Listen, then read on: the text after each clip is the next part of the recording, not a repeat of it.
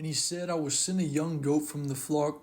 So she said, will you give me a pledge till you send it? Then he said, what pledge shall I give you? So she said, your signet and cord, your staff that is in your hand. Then he gave them to her and went to her and conceived by him. So she arose and went away and laid aside her veil and put on the garments of her widowhood. And Judah sent the young goat by the hand of his friend Oldamite to receive his pledge from the woman's hand, but he did not find her. Then he asked the men of that place, saying, where is the harlot who was openly by the roadside? And they said, there was no harlot in this place.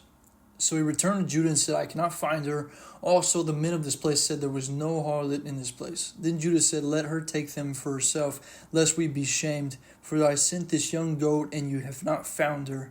And it came to pass about 3 months after Judah was told, saying, tomorrow your daughter-in-law has played the harlot. Furthermore, she is with child by harlotry. So Judah said, bring her out and let her be burned. When she was brought out, she sent to her father-in-law, saying, by the men whom these belong, I am with child. And she said, please determine whose these are, and the signet and cord and staff. So Judah acknowledged them and said, she has been more righteous than I because I did not give her to Shelah my son, and he never knew her again. Now it came to pass at the time for giving birth, that behold, twins were in the womb, and so it was when she was giving birth that one put out his hand, and the midwife took a scarlet thread, bound it on his hand, saying, this one came out first.